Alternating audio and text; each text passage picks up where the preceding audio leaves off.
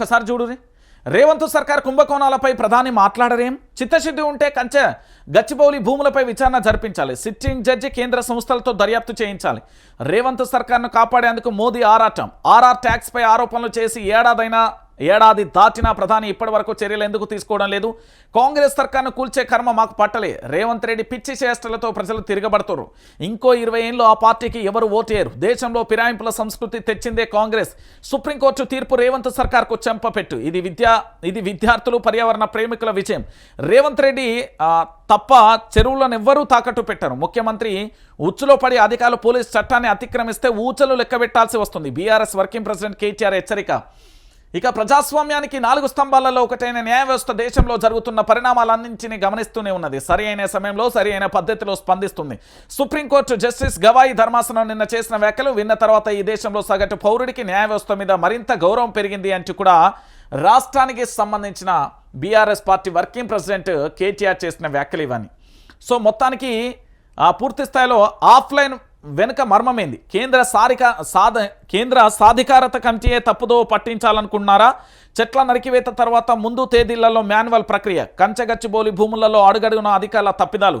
HCU విద్యార్థుల విడుదల 16 రోజుల అనంతరం జైలు నుంచి బయటకు. రోహిత్కు ఘన స్వాగతం పలికిన తోటి విద్యార్థులు యూనివర్సిటీ భూముల కోసం పోరాటం ఆపబోమని వెల్లడి అంటూ కూడా చెప్పిన పరిస్థితి కనబడతాను. నేనేమంటున్నానంటే BRS working president Kalvakuntla Taraka Ramarao చేసిన వ్యాఖ్యలు ఏవైతే ఉన్నాయో ఈ దేశ ప్రధానికి సంబంధించి భారతదేశ ప్రధాని నరేంద్ర మోడీ గారు పూర్తి స్థాయిలో ఆర్ఆర్ ట్యాక్స్ గురించి ఇప్పటికైనా చర్యలు తీసుకుంటే పూర్తి స్థాయిలో భారతీయ జనతా పార్టీకి వెల్కమ్ చెప్తారు తెలంగాణ ప్రాంత ప్రజలు. దాంతోపాటు కంచె గచ్చిబౌలి భూముల మీద ఈడీ కానీ సిబిఐ కానీ సిట్టింగ్ జడ్జితో కానీ విచారణ జరపాల్సిన అవసరం ఉంది. దాంతోపాటుగా ఇంకొక అంశం ఏంటంటే ఇక్కడ న్యాయ వ్యవస్థల మీద పూర్తి స్థాయిలో కూడా అంటే న్యాయ వ్యవస్థగా సుమోటోలుగా కేసులు తీసుకొని స్పందిస్తున్న తీరును చూస్తుంటే నిజంగా కూడా ఆనందం ఏర్పడుతుంది. ఆనందం కలుగుతుంది. ఎందుకంటే ఈ న్యాయ వ్యవస్థ మరింత దిశగా ఈ విధంగానే పనిచేస్తే బాగుంటుంది అనేది తెలంగాణ ప్రతి పౌరుడు కూడా న్యాయ వ్యవస్థల మీద నమ్మకం పెరుగుతున్న దృశ్యాలు ఇవి. ఈరోజు భారతదేశానికి సంబంధించిన ప్రధాని నరేంద్ర మోడీ గారు మీరు ఆలోచించాల్సిన విషయం ఏంటంటే ఈ రాష్ట్రానికి సంబంధించిన ఉప ముఖ్యమంత్రి భట్టి విక్రమార్క గారు after all Bharatiya Janata party అన్నప్పుడు వీళ్ళ జీవితాలు ఏంది, వీళ్ళ పుట్టుకేంది, వీళ్ళ పెరుగుదల ఏంది, వీళ్ళ కథ ఏంది, వీళ్ళ వ్యవహారం ఏంది, వీళ్ళ రాజకీయం ఏంది, వీళ్ళ యొక్క ఏ విధంగా ఎదిగారు, వాళ్ళకి ఆస్తులు అన్ని వేల కోట్లు ఎట్లా వచ్చాయి, ఇప్పుడు ఆఫ్టర్ ఆల్ అనే స్థితికి ఎట్లా ఎందుకు అంత స్థాయికి పెరిగిరు అనే ప్రతి దాని మీద ఫోకస్ పెట్టిరు. వాళ్ళందరినీ బొక్కలేరు. లొల్లి అంతా సెట్ అయిపోతుంది. నేను చెప్తున్నా కదా. ఈరోజు రేవంత్ రెడ్డి ఒక్కడే కాదు పాపం. రేవంత్ రెడ్డిని ఎందుకు అనాలి పదే? ఆయనేం పాపం చేసిండు? ఆయనే ముఖ్యమంత్రిగా ఉన్నాడు. ఆయనకు మంత్రులు సపోర్ట్ చేస్తలేరు, ఎమ్మెల్యేలు సపోర్ట్ చేస్తలేరు, అధికారులు సపోర్ట్ చేస్తలేరు. ఎందుకు అంటే ఆయన మంచి చేద్దామని పోతున్నా కూడా బొక్క బొర్ల పడాల్సి వస్తుంది, బురదలా కాలు పడుతుంది. పాపం ఆయననేం చేయమంటారు తెలంగాణ ప్రాంత ప్రజలారా? ఏడి ఇవ్వమంటారు?